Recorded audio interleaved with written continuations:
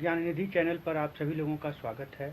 आज हम आप लोगों के समक्ष शब्द हिंदी साहित्य में शब्दों के सूक्ष्म अंतर के बारे में लेके आए उपस्थित हैं। परीक्षाओं में यह अक्सर पूछा जाता है कि दो शब्दों में जो समानार्थी समान उच्चरित होते हैं, समान अक्षरों वाले होते हैं, थोड़ा बहुत अंतर करने के बाद उनमें बहुत अंतर आ जाता है, उनके अर्थों में भी विशेष अंतर आ जाता है। जैसे चिता और चिंता, इन दोनों ही शब्दों में केवल एक बिंदी का अंतर है, लेकिन दोनों का अर्थ महान हो जाता है। इस शब्द से हिंदी में बिंदी का महत्व बढ़ जाता है। बहुत से छात्र, बहुत से लोग बिंदी लगाना छोड़ देते हैं आवश्यक। जैसे हिंदी है, हिंदी में बिंदी न लगे तो हिदी हो जाएगा। ठीक उसी तरह से चिंता और चिता, चिता का अर्थ हुआ जलाने वाली चिता, और चिंता जो मानसिक एक विकार है। उसी तरह से अनल और अनिल, अनल का अर्थ होगा अग्नि, अनिल का अर्थ होगा हवा।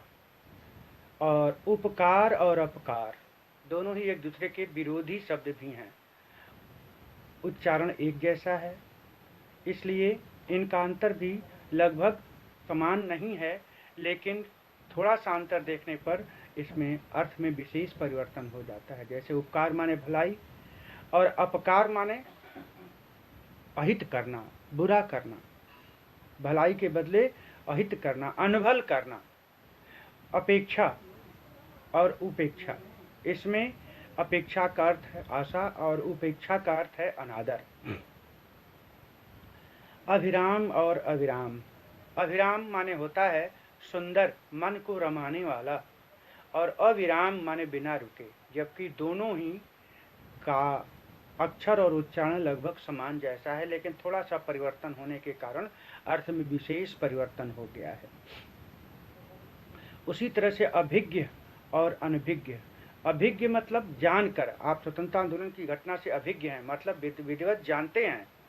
और अनभिज्ञ माने अनजान, आप इस घटना से अनजान थे, अनभिज्ञ हैं। अभिज्ञ, भिज्ञ विशिष्ट रूप से जानने वाले हैं आप, और अनभिज्ञ अनजान हैं। अवध और अवधि दोनों ही समान उच्चरित हैं, लेकिन जरा सा मात्रा के अंतराल के कारण अवधि माने समय और अवधि भाषा का नाम है जिसमें रामचरितमानस लिखी गई है। अविलंब, अवलंब दोनों समान उच्चरित हैं, लेकिन अविलंब का अर्थ होगा शीघ्र और अवलंब का अर्थ होगा आसरा। अब आइए अंश और अंश। अंश जहाँ पर छोटा स होता है वहाँ उसका अर्थ होगा अंश माने दुकु, अंश माने कंधा, और बड़ा स जहाँ है और बिंदी है अंश, उसका अर्थ होगा भाग, यानी किसी समग्र वस्तु का एक छोटा सा हिस्सा। जैसे ये घटना रामचरितमानस का एक अंश है, कोई भी घटना। आकर, आकार, आकर माने खजाना, जैसे रत्नाकर, रत्नों के आकर, आकर माने खजाना, और आकार माने शकल, सूरत, आकार, प्रकार। इति और इति, इति जहाँ छोटी की मात्रा है उसका अर्थ होगा किसी विपत्ति की। इतिश्री हो गई यानी समाप्ति, अंत।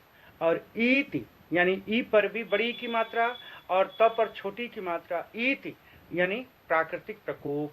खेती में इति का भय सदा बना रहता है।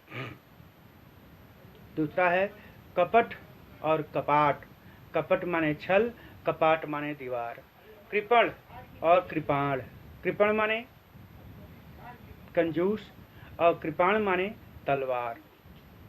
केश और केस, केस माने सिर के बाल, केस माने डिब्बा या मेरा सूट केस है आदि। कुल और कूल, बड़ा सुंदर शब्द है। कुल माने समग्र, और कूल माने किनारा, नदी का किनारा। बड़ाव की मात्रा है तो नदी का किनारा, और कुल है तो समग्र या वंश, किस कुल में आपने जन्म लिया। जैसे गांधी जी का जन्म एक वैश्य कुल में हुआ था, तो कुल और सब। गृह और ग्रह, ग्रह माने नवग्रह, जैसे सूर्य आदि नवग्रह आदि देवता, और गृह माने घर। चिर और चीर, चिर माने पुराना और चीर माने वस्त्र। छात्र और छात्र, जहाँ छाता वाला छ है वहाँ विद्यार्थी, और जिसका अर्थ जिसमें क्षत्रिय वाला छ है वहाँ जाति धर्म से विशेष बोधक कराता है।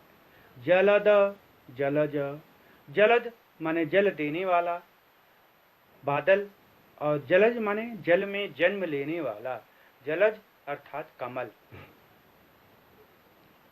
तरणी, नाव, और तरणी माने सूर्य।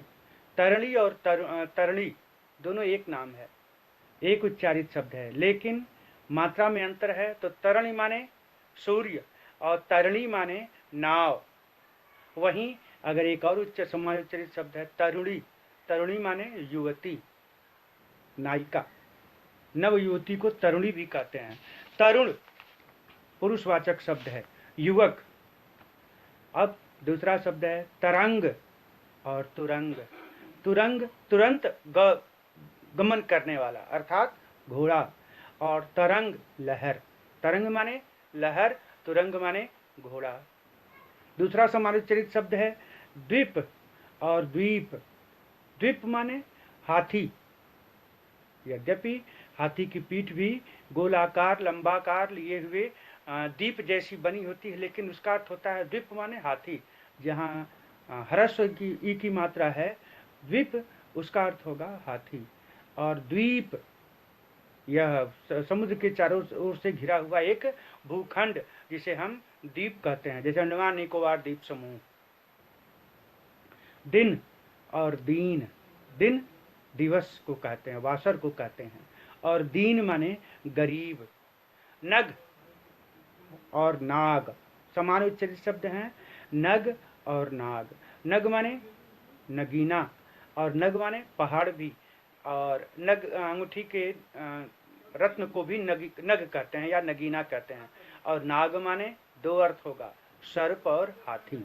याद रखिएगा, विवेचन वाक्यांश के आधार पर नाग माने हाथी और नाग माने सांप भी होगा। उसी तरह से पवन और पावन, पवन हवा को कहते हैं, हवा का एक पर्याय नाम है, और पावन का अर्थ होता है पवित्र, जैसे यह तीर्थ बड़ा पावन है। पास और पाशा, पास, पास छोटा सा, पास बड़ा सा। पास माने निकट, आप हमारे एकदम बिल्कुल सन्निकट है, मेरे पास ही हैं। और पास माने बंधन, फंदा। संसार के प्राणी माया के पास में बंधे हैं, ऐसा अंतराल हो जाता है जुड़वा शब्दों में।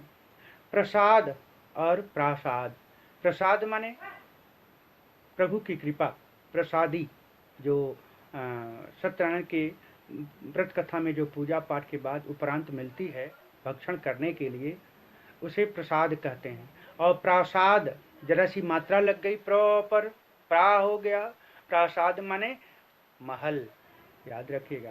परिधान और प्रधान एक ही समानुच्चरित शब्द है, परिधान और प्रधान। परिधान माने वस्त्र और प्रधान माने मुख्य, हेड जिसको कहते हैं। परिमाण और परिणाम दोनों ही लगभग मिलते जुलते शब्द हैं, अक्षरों की गिनती भी लगभग समान है। परिमाण का अर्थ होगा नाप तौल या मात्रा, और परिणाम का अर्थ होगा फल, नतीजा। जैसे बुरे कार्य का परिणाम बुरा ही होता है। पुरुष और परुष, पुरुष और परुष दोनों समान उच्चारित शब्द हैं। पुरुष माने व्यक्ति, व्यक्तिवाचक संज्ञा है ये पुरुष, और परुष माने कठोर, कड़ा वचन। जैसे परुष वचन मत बोलिए, हे पुरुष, हे आदमी, आप परुष वचन मत बोलिए, अर्थात कठोर वचन मत बोलिए। बात और वात, बात माने बातचीत, कथन, हम और आपके मुख से जो निकलती है एक दूसरे के बीच शब्दों का आदान प्रदान करते उसे हम बात कहते हैं। और वात, वात माने हवा। इसीलिए बहुत से लोग लिखने में कभी कभी ब में जो छोटी सी लाइन है, पंक्ति है, उसे हटा देते हैं तो वो वात बन जाता है, लेकिन और कहीं लगा देते हैं तो वात का बात बन जाता है। इसलिए हिंदी की त्रुटि मार्जनी में भी इसका ध्यान रखना चाहिए कि कहीं वात के जगह पर व में ब मिला दिया तो उसका अर्थ अलग हो जाता है। वात वायु, रक्त, बात में से भी पीड़ित। भवन, अब अगला शब्द है भवन और भुवन। भवन का अर्थ होता है घर, भुवन का अर्थ होता है संसार। मूल और मूल्य, अगला जुड़वा शब्द है मूल और मूल्य। मूल का अर्थ होता है जड़, मूल कारण, और मूल्य का अर्थ होता है कीमत। अगला जुड़वा शब्द है यंत्रणा और मंत्रणा। यंत्रणा का अर्थ है कष्ट देना, यातना देना, टार्चर करना, और मंत्रणा का अर्थ है सलाह देना। दशरथ ने गुरु वशिष्ठ से मंत्रणा के लिए एक कक्ष में उपस्थित हुआ, और यंत्रणा, चोर को पुलिस ने बहुत टार्चर किया, यार अंग्रेजी में टार्चर कहेंगे और यंत्रणा वहां प्रयोग करेंगे। टार्चर माने यंत्रणा, कष्ट दिया गया।